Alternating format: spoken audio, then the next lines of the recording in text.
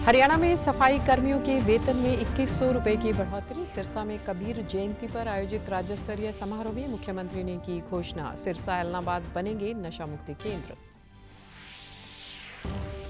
भाजपा नेताओं ने मोदी सरकार के पिछले 11 वर्षों की गिनवाई उपलब्धियां। कहा, प्रधानमंत्री के नेतृत्व में देश सशक्त निर्णय लेने में हो रहा है सक्षम। कांग्रेस पर साधा निशाना। विदेश में पाकिस्तान की पोल खोलने गए प्रतिनिधिमंडल स्वदेश लौटे। सर्वदलीय प्रतिनिधिमंडल ने प्रधानमंत्री नरेंद्र मोदी से की मुलाकात। सदस्यों ने अपने अनुभव किए साझा।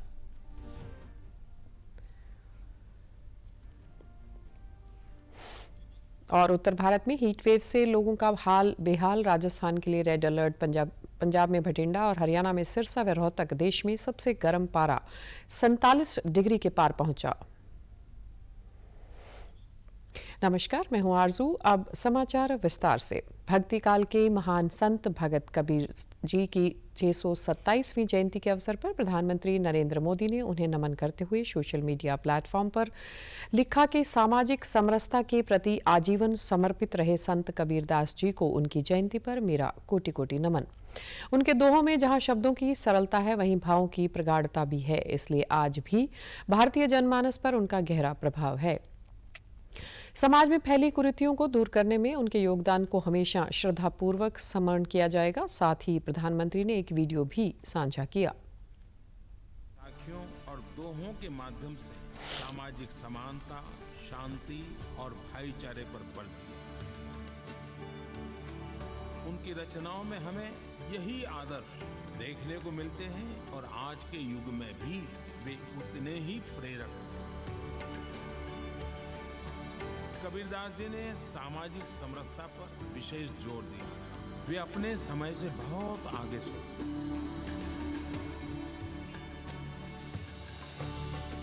उस समय जब विश्व में अवनति और संघर्ष का दौर चल रहा था, उन्होंने शांति और सद्भाव का संदेश दिया और लोकमानस को एकजुट करके मतभेदों को दूर करने का संत शिरोमणि कबीर जयंती पर आज सिरसा जिले में प्रदेश स्तरीय समारोह का आयोजन किया गया। इस समारोह में मुख्यमंत्री नायब सिंह सैनी ने बतौर मुख्य अतिथि शिरकत की।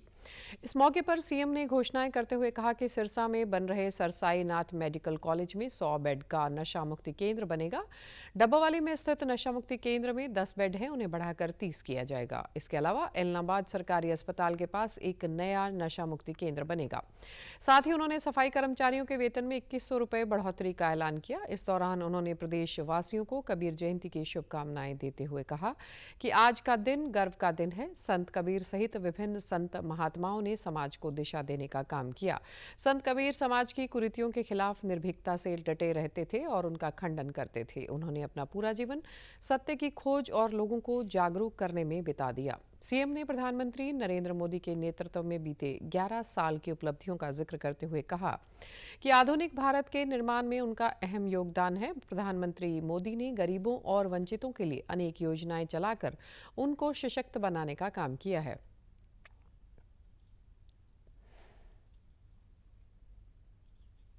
ये अपने समय के सबसे साहसी समाज सुधारक थे। उन्होंने सभी धर्मों की कुरीतियों और रूढ़ियों पर कड़ी चोट अपनी वाणी से की है। संत कबीर के प्रति हर धर्म के लोग वो श्रद्धा का भाव वो संत कबीर के प्रति रखते थे। संत कबीर जी ने ज्ञान जन सामान्य को सत्य का मार्ग दिखाने का काम किया है। आदरणीय नरेंद्र मोदी जी के आज 11 वर्ष गौरवशाली पूरे हुए हैं। उन्होंने एक आधुनिक भारत का निर्माण करने में बड़ी भूमिका ये नरेंद्र मोदी जी की है कि देश के यशस्वी प्रधानमंत्री नरेंद्र मोदी जी ने पिछले 11 वर्षों में जो गरीब व्यक्ति के लिए ऐसी योजनाएं चला करके उनको सशक्त और मजबूत करने का काम किया है।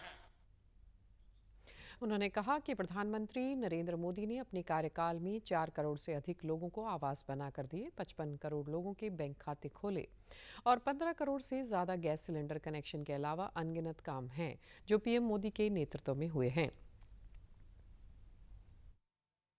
पिछले 11 वर्षों के अंदर मोदी सरकार ने 4 करोड़ से ज्यादा लोगों को आवास बना करके देने का काम वो नरेंद्र मोदी की सरकार ने किया है। इन पिछले 11 वर्षों में 55 करोड़ से ज्यादा लोगों को जो आजादी के बाद बैंक में गरीब व्यक्ति नहीं जा सकता था, वो अपना खाता नहीं खुलवा सकता था, आज जीरो बैलेंस के ऊपर बैंक खाता खोलने का काम करता है।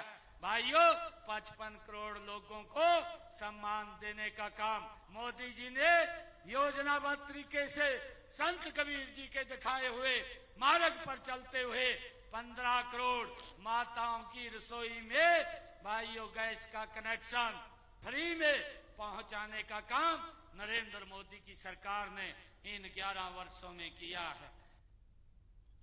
इस मौके पर भाजपा प्रदेश अध्यक्ष मोहनलाल बडौली, कैबिनेट मंत्री कृष्ण बेदी, रणबीर गंगवा और पूर्व सांसद सुनीता दुग्गल समेत भाजपा दिग्गजों ने कबीर जयंती की शुभकामनाएं देते हुए सभी से उनके दिखाए मार्ग पर चलने का आह्वान भी किया। केंद्रीय मंत्री कृष्णपाल गुर्जर ने कहा कि देश के इतिहास में मोदी सरकार का यह कार्यकाल स्वर्णिम अक्षरों में लिखा जाएगा। यह कार्यकाल विकसित भारत और आत्मनिर्भर भारत के संकल्प की सिद्धि का स्वर्णिम काल बन रहा है। वे आज अंबाला में मोदी सरकार के 11 साल पूरे होने पर एक प्रेस वार्ता को संबोधित कर रहे थे। इस दौरान उन्होंने मोदी सरकार की पिछले 11 साल की उपलब्धियां गिनवाई, वहीं कांग्रेस को आड़े हाथों लिया।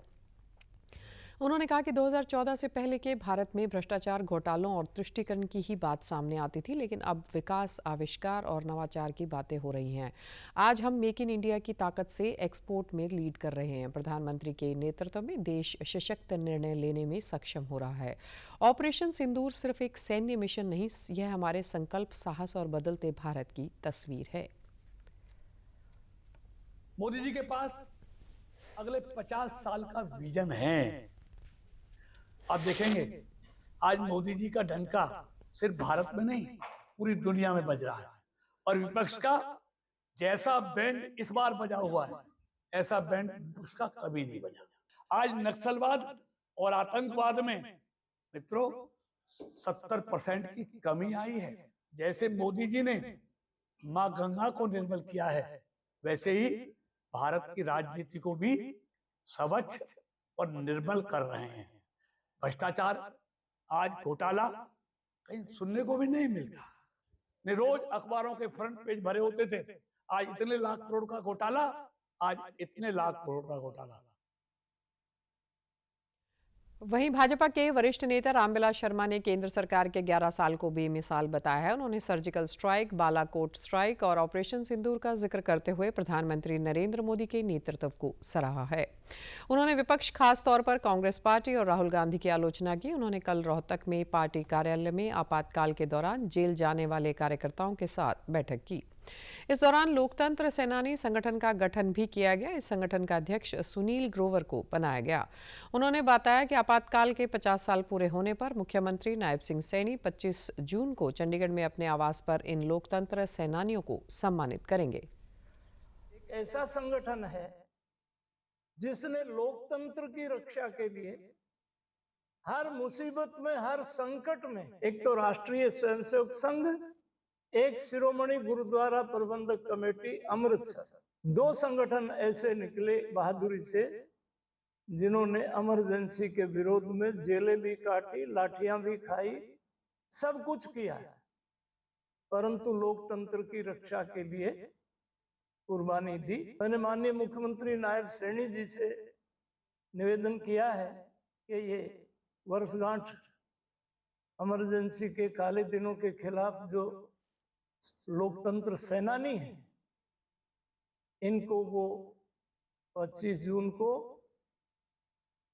अपने घर बुला करके, ये मैंने अपने लोकप्रिय मुख्यमंत्री नायब सैनी से निवेदन किया है।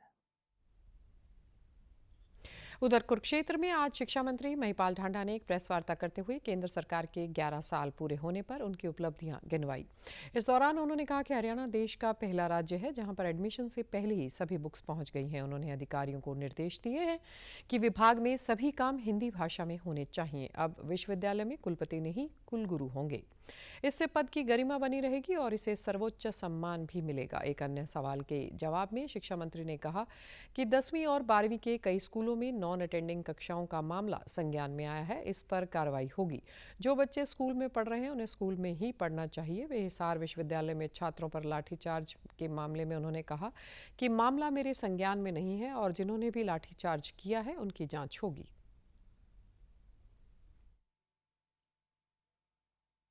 पता नहीं कुल गुरु है हमारे, और कुल गुरुओं से गुरुकुल बने थे, तो अच्छा है, परंपरा बढ़िया बने। कुल गुरु एक बड़ा सम्मानीय सर्वोच्च स्थान है हमारी परंपराओं के अनुरूप, इसलिए उसकी पद की गरिमा को हमें मजबूती बना के रखना चाहिए। देखिए, मेरे संज्ञान में मामला नहीं आया। एक बारी कुछ इश्यूज ऐसे हैं जो करंट में हुए हैं, तो उसकी जानकारी एक बार लेके बात करेंगे कि ये मामला हुआ क्यों है। स्कॉलरशिप जो है वो समय पे ही जाती है, कोई ऐसी बात नहीं, मगर फिर भी कहीं कोई अड़चन होगी, कोई टेक्निकल बात होगी तो एक बार इसको दुरुस्त कर लेंगे। कोई बड़ा इशू नहीं है ये। चंडीगढ़ में कांग्रेस नेता राहुल गांधी की बैठक के बाद हरियाणा में संगठनात्मक चुनाव को लेकर सियासी हलचल तेज हो गई है। 30 जून तक चुनाव कराए जाने को लेकर पर्यवेक्षक नियुक्त किए गए। युवा कांग्रेस के पूर्व राष्ट्रीय अध्यक्ष बीवी श्रीनिवास कल रोहतक पहुंचे। उन्होंने कांग्रेस भवन में पार्टी के वरिष्ठ नेताओं की बैठक कर उनके विचार जाने। बैठक के बाद बीवी श्रीनिवास ने प्रेस वार्ता में दावा किया कि आगामी 20 से 25 दिन के अंदर जिला स्तर पर संगठन का गठन कर लिया जाएगा। हमारा क्लियर मकसद है इस साल में संगठन को मजबूत करना और लगभग 20-25 दिन में हरियाणा में पूरा जिला कमेटी नया, पूरा हरियाणा का इसमें जिला कमेटी प्रदेश का वो और ब्लॉक का वो सारे कमेटी बनाने के लिए हम लोग ने पूरा हमारा जैसे तमाम लोग हैं मिलके इस प्रोसेस को पूरा करके, तो बहुत लोग ने अभी फॉर्म भी दे दिया हमने सबको। अभी जब हम लोग ने विधानसभा लेवल में जाएगा तब भी वहाँ उसके लिए हमने फॉर्म बनाया है। फॉर्म जो भी वर्कर है वो ले सकते हैं। बाद में हम लोग में भी बैठ के उनका सारे पॉलिटिकल आइडियोलॉजी से उसका कितना लगाव है। कड़ी में भिवानी पहुंचे ऑल इंडिया कमेटी के सचिव मनीष चौहान ने कहा कि कांग्रेस अब मजबूत होगी और इसके लिए जिलाध्यक्ष का चुनाव होगा। चुनाव को लेकर कांग्रेस ने विशेष अभियान चलाया है। कांग्रेस ऐसे व्यक्ति को जिलाध्यक्ष बनाएगी जो पिछले 5 सालों से कांग्रेस में हो और कार्यकर्ताओं ने उसका सुझाव दिया हो। उन्होंने यह भी कहा कि कांग्रेस मजबूत है और एक है, इसमें कोई गुट नहीं है। अभियान के माध्यम से हम एक ड्राइव चलाते हैं संगठन को मजबूती प्रदान करने के लिए कांग्रेस को, जो पूरी तरह से डेमोक्रेटिक होगा और हर व्यक्ति की छोटे से छोटे कार्यकर्ता से लेकर बड़े से बड़े नेता तक की राय उसमें समाहित होगी और जिसमें सोशल जस्टिस का विशेष उस पर उसकी जगह होगी। उसके बाद तय होगा समावेशी राजनीति की जिसमें सबकी जगह हो, न कोई जाति, न कोई बिरादरी, न कोई मजहब, सबके लिए जगह, हर मजहब, हर जात, 36 बिरादरी का जिसमें समावेश हो। ऐसी विचारधारा को हम इस संगठन के माध्यम से भी लेकर जाएंगे। उधर कांग्रेस ने फतेहाबाद में संगठन को मजबूत करने और जिलाध्यक्ष नियुक्त करने की प्रक्रिया शुरू की है। इसके पर्यवेक्षक नियुक्त किए गए कांग्रेस के राष्ट्रीय सचिव और तेलंगाना के पूर्व विधायक चल्लावंशी चंद रेड्डी फतेहाबाद पहुंचे। इस मौके पर उन्होंने कहा कि हरियाणा में कुल 33 जिलाध्यक्ष नियुक्त किए जाएंगे, जिसमें फतेहाबाद का एक जिलाध्यक्ष भी शामिल होगा। फतेहाबाद से 6 उम्मीदवारों का पैनल तैयार करेंगे। वहीं कार्यक्रम में पहुंची सांसद कुमारी शैलजा ने कार्यकर्ताओं से संगठन सृजन अभियान को मजबूत करने और जनता के बीच कांग्रेस के संदेश को पहुंचाने का आह्वान किया। डिस्ट्रिक्ट कांग्रेस कमेटी का अध्यक्ष का चुनने का एक्सरसाइज अभी से शुरू होने वाला है। हम ये एक्सरसाइज बहुत ट्रांसपेरेंट और बहुत डेमोक्रेटिक तरीके से हम करने वाला है और ये ओपन प्रोसेस है। आपके जरिए हम अपील कर रहे हैं कि जो भी फतेहाबाद का डिस्ट्रिक्ट कांग्रेस कमेटी का प्रेसिडेंट बनना चाहता है तो एप्लीकेशन है, ये एप्लीकेशन आपको फिल करना होगा। ये एप्लीकेशन फॉर्म अतर सिंह सैनी जी के पास रहेंगे। आज कल परसों 3 दिन इधर का फतेहाबाद का रेस्ट हाउस में रहेंगे। जननायक जनता पार्टी ने संगठन नवनिर्माण के तहत कई महत्वपूर्ण नियुक्तियां की हैं। जेजेपी राष्ट्रीय अध्यक्ष डॉक्टर अजय सिंह चौटाला, पूर्व डिप्टी सीएम दुष्यंत चौटाला ने पार्टी के कई वरिष्ठ नेताओं से विचार विमर्श करके राष्ट्रीय कार्यकारिणी में 22 वरिष्ठ पदाधिकारियों की नियुक्तियों की सूची जारी की। जेजेपी द्वारा कुमारी फूलवती, पूर्व विधायक अमरजीत ढांडा, सुरजीत सैनी, सोंढा, बलवान सुहाग, राव सुनील चौधरी और शीला भ्याण को राष्ट्रीय उपाध्यक्ष की जिम्मेदारी सौंपी गई है। वहीं जेजेपी राष्ट्रीय महासचिव के पद पर पूर्व विधायक राजदीप फोगाट, राजकुमार सैनी, मोहसिन चौधरी, रीटा सिंह और रणबीर दहिया को नियुक्त किया है। इनके अलावा पूर्व विधायक गंगाराम मक्खन सिंह रोड, राम कुमार कटवाल सहित संजय चोपड़ा, सुरेश काला और ईश्वर उझानिया को राष्ट्रीय सचिव बनाया गया है। राम मेहर ठाकुर, ओम प्रकाश सहरावत, सुमित राणा, कृष्ण राठी और कुलजीत कुलड़िया भी राष्ट्रीय सचिव होंगे।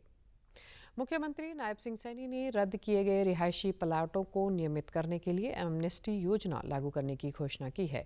इसमें हजारों आवंटियों को राहत मिलेगी। 6 जुलाई 2020 से लेकर इस योजना की घोषणा तक आयोजित हुई ई नीलामियों में खरीदे गए रिहायशी श्रेणी के प्लाटों पर लागू होगी। जिस बोलीदाता प्लाट की कुल लागत के 25% में से कम 15% राशि पहले ही जमा कर चुके थे, किंतु शेष राशि समय पर जमा न कर पाने के कारण जिनके प्लाट रद्द कर दिए गए थे वे इस योजना के पात्र होंगे। पहली एमनेस्टी योजना का लाभ न उठा पाने वाले बोलीदाता भी इस योजना के तहत पात्र होंगे।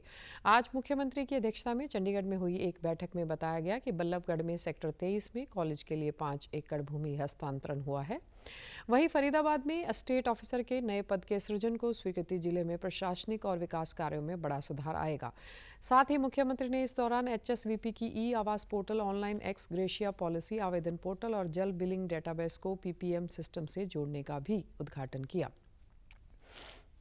ऑपरेशन सिंदूर के बाद पाकिस्तान प्रायोजित आतंकवाद के विरुद्ध भारत के कड़े रुख से दुनिया को अवगत कराने के लिए भेजे गए सर्वदलीय प्रतिनिधिमंडलों से प्रधानमंत्री नरेंद्र मोदी ने मंगलवार को मुलाकात की। प्रतिनिधिमंडल ने इस दौरान प्रधानमंत्री मोदी के साथ अपने अनुभव साझा किए। इन 7 प्रतिनिधिमंडलों में 50 से अधिक वर्तमान सांसद शामिल थे।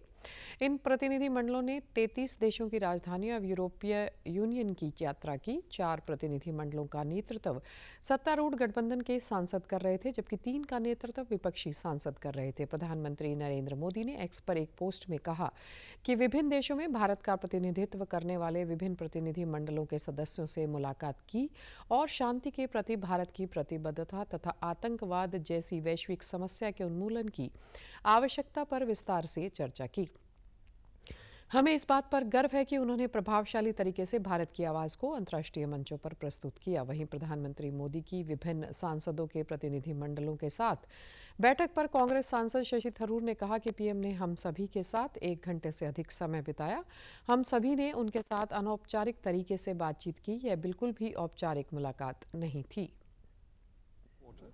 He walked around the lawn to different tables, talking to different groups of people. We all sort of chatted with him in a very informal way. It was not a formal meeting at all. There were no formal speeches, or even those of us who had given him our reports on the trip did not present those reports or speak to them particularly. But it was a good, lively, informal conversation. विकसित कृषि संकल्प अभियान के तहत देश भर में कृषि वैज्ञानिक किसानों से संवाद कर रहे हैं। इसी कड़ी में आज प्रदेश के अंबाला जिले के गांव मुलाना में एक कार्यक्रम आयोजित किया गया, जिसमें बड़ी संख्या में किसानों ने भाग लिया। इस दौरान वैज्ञानिकों और अधिकारियों ने किसानों को कृषि की नई तकनीकें, मिट्टी की जांच, पशुपालन और कृषि संबंधी अन्य सभी मुद्दों की जानकारी दी। उन्होंने किसानों को खेती को रसायनों से मुक्त कर प्राकृतिक खेती करने, पानी बचाने के लिए धान की सीधी बिजाई तकनीक आदि की जानकारी दी। कृषि विज्ञान केंद्र तेपला की वरिष्ठ वैज्ञानिक एवं प्रधान डॉक्टर उपासना ने कहा कि किसानों को आधुनिक खेती व पशुपालन की जानकारी देने के लिए सरकार ने विकसित कृषि संकल्प अभियान शुरू किया है। अब तक हम 152 गांवों में 21,000 किसानों से संपर्क कर उन्हें अत्याधुनिक तकनीक से खेती करने संबंधी जानकारी उपलब्ध करवा चुके हैं। धान की सीधी बिजाई, सरकारी योजनाओं से संबंधित जानकारी प्रदान करना। इस कड़ी के अंदर अंबाला डिस्ट्रिक्ट के अंदर हमारे 4 टीमें जो 15 दिनों में 180 गांव के किसानों से संपर्क बनाएगी।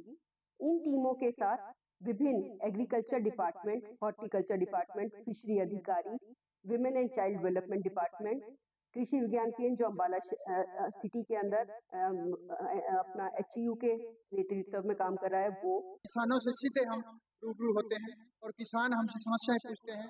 तो ज्यादातर समस्याएं जो पूछते हैं उनकी ज्ञान लेने की जो उत्सुकता है उससे हम भी प्रसन्न होते हैं और उनसे भी हम फीडबैक लेके उनको सीखते भी हैं क्या चाहिए वास्तव में उनको। वहीं गांव मुलाना के सरपंच प्रवीण कुमार व किसानों ने इस कार्यक्रम के लिए सरकार का आभार जताते हुए कहा कि इससे किसानों को काफी लाभ मिल रहा है। अभियान के तहत उन्हें अनेक योजनाओं के बारे में बताया गया है। किसानों को कृषि के बारे में बताया है और जागरूक किया है कि कम से कम महीने में एक बार ये मीटिंग जरूर हमारे ग्राम मुलाना में होनी चाहिए। और इसके लिए मैं केंद्र सरकार व राज्य सरकार का तहे दिल से धन्यवाद। अच्छी योजनाएं हैं, किसान भरपूर तरीके से इसका लाभ उठाएंगे। काफी अच्छी जानकारी मिली है, बागवानी की मिली है, डेयरी की मिली है और फसल के बारे में भी अच्छी जानकारी मिली है और जो स्कीम है के बारे में भी अच्छी जानकारी दी है। दिल्ली NCR समेत पूरा उत्तर भारत इन दिनों भीषण गर्मी की चपेट में है। तमाम शहरों में पारा 45 डिग्री को पार कर गया है। कई राज्यों में गर्मी का रेड, ऑरेंज और येलो अलर्ट भी जारी किया गया है। गर्मी और लू के चलते आम जनजीवन खासा प्रभावित है। भारतीय मौसम विभाग के मुताबिक आगामी 2 दिन तक हीट वेव जारी रहेंगी। मौसम विभाग ने दिल्ली के लिए ऑरेंज अलर्ट जारी किया है। हरियाणा और पंजाब में भी लू का अलर्ट जारी किया गया है। अन्य राज्यों के कई शहरों में भी हीट वेव को लेकर चेतावनी जारी की गई है। कल बठिंडा में पारा 47.6 डिग्री दर्ज हुआ, जो पूरे देश में सबसे गर्म क्षेत्र घोषित हुआ है। वहीं हरियाणा के सिरसा में तापमान 46.2 और रोहतक में 46.1 डिग्री सेल्सियस दर्ज किया गया। राजस्थान में भी लू का रेड अलर्ट जारी किया गया है। उधर चंडीगढ़ में भी लगातार दूसरे दिन पारा 44 डिग्री के पार रहा, जो सामान्य से 5 डिग्री अधिक है। मौसम विभाग के अनुसार अभी 2 से 3 दिन हीट वेव से राहत की कोई आसार नहीं है। विभाग ने ऑरेंज अलर्ट जारी करने के साथ ही लोगों को बाहर निकलते समय विशेष सावधानियां बरतने की हिदायत जारी की है। विभाग के अनुसार 14 जून के बाद मौसम में परिवर्तन आने की संभावना है। 43.8 और आने वाले समय में भी अभी 3 दिन तो टेम्परेचर की स्थिति ऐसी बनी रहेगी, इसमें कोई विशेष अंतर नहीं आएगा। और ध्यान ये रखना है कि दिन के समय में थोड़ा सा ज़्यादा ह्यूमिड होता है, तो थोड़ा हमें उसमें ध्यान रखना है, एक्सपोज कम होना है। दिन के समय में पानी की ज़्यादा मात्रा लें। और उसके बाद फिर 14 तारीख के बाद कुछ ये लग रहा है कि जो ट्राई सिटी के आसपास के एरियाज़ हैं, ऊपर जैसे माउंटेन्स हैं, वहाँ पे भी कुछ बारिश के चांसेस हैं, तो हमारे यहाँ भी उसका इम्पैक्ट हो सकता है। 14, 15 और 16 में कुछ यहाँ भी क्लाउड्स और विंडी वेदर हो सकता है, तो कुछ टेम्परेचर कम आ जाएंगे। लेकिन फिलहाल जो है 3 दिन जो है ये स्थिति लू की जैसे लू चल रही है। हाँ, हमने ऑरेंज अलर्ट रखा हुआ है, तो ऑरेंज अलर्ट का एहतियात बरतने की जरूरत होती है कि जो भी गर्मी से रिलेटेड जो इम्प्लीकेशंस हैं, जैसे आमतौर पर होता है कि कई दफ़ा जो है डिस्कम्फर्ट लेवल ज़्यादा हो जाते हैं।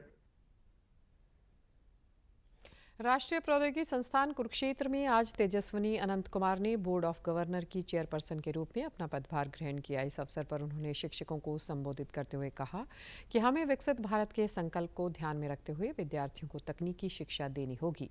शिक्षा में शोध का बढ़ावा देना और विद्यार्थियों को बुनियादी सुविधाएं उपलब्ध कराना उनकी पहली प्राथमिकता होगी। उन्होंने कहा कि प्रधानमंत्री नरेंद्र मोदी के विकसित भारत के सपने को पूरा करने के लिए हमें शिक्षा संस्थानों में बड़े बदलाव करने होंगे और लगातार कार्य करना होगा। Development, new courses, focus on research and consultancy, and student wellness के बारे में, student facility का इन सब के बारे में ये प्रायोरिटी है। और ग्रीन एंड क्लीन कैंपस जो हमारे प्राइम मिनिस्टर श्री नरेंद्र मोदी जी का जो स्वच्छ भारत का जो कंसेप्ट है उसको आके लेके we are working on renewable energy sources, sustainable development. वो तो कोर्स ही है हमारे पास, वो कोर्स है। अभी इकोनॉमिक्स का पोस्ट ग्रेजुएशन प्रोग्राम भी शुरू कर रहे हैं। तो it's an holistic development for the students. ये प्रायोरिटी है। Short term goals, middle term और लॉन्ग टर्म विजन, ये सब लेके हम आगे जाने वाले हैं। स्पेशली विकसित भारत गोल्स के हम सामने रखते हुए कीपिंग विकसित Bharat goals of our prime minister, we are aligning ourselves our institute goals. इस अवसर पर एनआईटी कुरुक्षेत्र के निदेशक डॉक्टर बीवी रमन्ना रेड्डी ने कहा कि तेजस्विनी अनंत कुमार के नेतृत्व में संस्थान शिक्षा के क्षेत्र में नए आयाम स्थापित करेगा और एनआईटी को उनके अनुभव का बड़ा लाभ मिलेगा। 5 महीने बाद इनकी नियुक्ति के बाद हमने पहला हमारा एफसी फाइनेंस कमेटी मीटिंग और बोर्ड ऑफ गवर्नर्स की मीटिंग को संपूर्ण सफल पूर्वक निर्वहन किया है और उसका परिणाम जो है आने वाले दिनों में आएंगे। जैसे फैकल्टी सिलेक्शंस काफ़ी दिन से वो पेंडिंग रहा है, अभी करीब 40 नए फैकल्टी जो है वो आने वाले कुछ दिनों में वो आएंगे हमारे सिस्टम में। और जैसे आप लोगों ने सुना है, इनकी विज़न जो है वो बहुत ही सही विज़न है, जिसमें हम सस्टेनेबिलिटी यानी हर क्षेत्र में जैसे जीरो वेस्ट की बात करते हैं और कैसे हम अपने इंडियन नॉलेज को वापस पुनः इस चीज़ को बच्चों को भी सिखाया जाए। प्रदेश के खाद्य आपूर्ति एवं उपभोक्ता मामलों के मंत्री राजेश नागर ने कल विभागीय अधिकारियों के साथ महत्वपूर्ण बैठक की। उन्होंने अधिकारियों को स्पष्ट निर्देश दिए कि वे समय पर पूरा राशन डिपो तक पहुंचाने की व्यवस्था करें ताकि उपभोक्ता को कोई दिक्कत न आए। राजेश नागर ने बैठक उपरांत पत्रकारों से बातचीत में कहा कि खाद्य आपूर्ति की व्यवस्था में आमूलचूल परिवर्तन हुए हैं। इस महीने का राशन 30 मई तक सभी डिपो पर पहुंच चुका था, लेकिन 2% दुकानों में किसी कारण से आपूर्ति में बाधा आई है, उसे भी हम जल्द ही दूर कर लेंगे। अधिकारियों को निर्देश दिए गए हैं कि राशन डिपो पर पूरा राशन एक साथ पहुंचे ताकि उपभोक्ताओं को चक्कर न लगाना पड़े। एक अन्य प्रश्न के जवाब में उन्होंने बताया कि विभाग को पता चला है कि करीब 4 लाख राशन कार्ड धारकों ने कभी राशन नहीं लिया है। इसके बाद उनकी जांच कर रद्दीकरण की कार्रवाई शुरू की गई है। 30 तारीख तक हमारा सभी डिपोज पे राशन पहुंच चुका था और 2% के करीब 98% करीब राशन हमारा पहुंच चुका है। 2% के करीब कहीं 1-2 जगह कहीं कमी आई, तो उसको भी अब अगले महीने से हमने निर्देश दिए कि जो भी हमारे कंज्यूमर हैं या उपभोक्ता हैं उनको दिक्कत ना हो। अधिकारियों ने जो भी उसकी एलिजिबिलिटी नहीं बन रही थी, तो इसलिए उनके कुछ जो राशन है कार्ड कम किए गए हैं और कुछ ऐसे भी हमारे हैं ration depot ration card holder जो 4 लाख के करीब की संख्या है, जो उन्होंने आज तक भी किसी भी उसका लाभ नहीं लिया। राजेश नागर ने कहा कि 2014 के बाद का भारत विकास की राह पकड़ चुका है। आज आप तमाम क्षेत्रों में 2014 से पहले और बाद की व्यवस्थाओं की सूची बनाएंगे तो केंद्र व प्रदेश सरकार द्वारा किए गए विकास कार्यों को देखकर आपको खुशी होगी। से पहले का भारत और 2014 के बाद का भारत, तो ये 11 साल जो 14 से अभी 25 में हम आ गए हैं। आज आप देख सकते हैं किस तरह से भारत विकसित भारत बनता जा रहा है। भारत की जो आज अर्थव्यवस्था है, जब 14 से पहले 11वें स्थान पर थी और आज हम 4थे स्थान पर है। आज हमसे प्रदेश के कृषि मंत्री श्याम सिंह राणा ने हरियाणा राज्य कृषि विपणन बोर्ड के अधिकारियों को निर्देश दिए कि बोर्ड के अंतर्गत आने वाली सभी सड़कें 15 जून तक ठीक कर दी जाएं ताकि मानसून के सीजन में लोगों को आने जाने में परेशानी का सामना न करना पड़े। वे कल चंडीगढ़ में कृषि विपणन बोर्ड के अधिकारियों की बैठक की अध्यक्षता कर रहे थे। इस दौरान उन्होंने कृषि विपणन बोर्ड के अंतर्गत आने वाली सभी सड़कों की वस्तुस्थिति की जानकारी ली। उनको बताया गया कि बोर्ड द्वारा प्रदेश में कुल 4,353 सड़कें बनाई गई हैं। इनमें से 3,123 सड़कों की मरम्मत करके ठीक कर दिया गया है। शेष सड़कों को भी जल्द ही दुरुस्त कर दिया जाएगा। उन्होंने कहा कि मुख्यमंत्री ने राज्य भर की सभी सड़कें आगामी 15 जून 2025 तक मरम्मत करके ठीक करने के निर्देश दिए थे। उन्होंने अधिकारियों को पिछले 11 साल में राज्य में बोर्ड द्वारा बनाई गई सड़कों का ब्यौरा तैयार करने के भी निर्देश देते हुए कहा कि बोर्ड द्वारा निर्मित सड़कों का हिसाब लोगों के समक्ष रखा जाएगा। उन्होंने गुरुग्राम में प्रस्तावित फूल मंडी, प्राकृतिक अनाज की मंडी की आगामी कार्रवाई पर चर्चा की और साथ ही वहां मछली मंडी स्थापित करने की संभावनाओं को तलाशने के भी निर्देश दिए। साथ ही उन्होंने मंडी के आढ़तियों की मांगों पर भी अधिकारियों से विचार विमर्श किया। प्रदेश सरकार ने राज्य के प्रत्येक नागरिक से नशा मुक्त हरियाणा के सपने को साकार करने में सक्रिय भागीदार बनने का आह्वान किया है। गृह विभाग की मुख्य सचिव डॉक्टर सुमिता मिश्रा ने सभी नागरिकों से आग्रह किया है कि वे मानस हेल्पलाइन 1933 का सक्रिय रूप से उपयोग करें। यह एक 24 घंटे चलने वाली एक गोपनीय सेवा है जिसे नशीले पदार्थों के खिलाफ लड़ाई में समुदाय को सशक्त बनाने के लिए डिजाइन की गई है। गृह सचिव ने कहा कि मानस हेल्पलाइन उन लोगों के लिए एक महत्वपूर्ण संसाधन के रूप में काम करती है जो नशा मुक्ति और पुनर्वास सेवाओं के लिए मार्गदर्शन और सहायता चाहते हैं। उन्होंने इस बात पर जोर दिया कि समाज के पूर्ण सहयोग के बिना नशे के खिलाफ लड़ाई सफल नहीं हो सकती। हरियाणा सरकार नशे की पारिस्थितिक तंत्र को खत्म करने के लिए संरचनात्मक, संस्थागत और डिजिटल सुधारों को मिलाकर एक समग्र सरकारी दृष्टिकोण अपना रही है। आधुनिक निगरानी उपकरण जैसे कि GIS सक्षम मैप ड्रग्स पोर्टल और मोबाइल ऐप का उपयोग अवैध नशीली दवाओं की खेती और तस्करी पर अधिक सटीकता से निगरानी रखने और उसके विरुद्ध कार्रवाई करने के लिए किया जा रहा है। समाचारों में आज इतना ही। नमस्कार।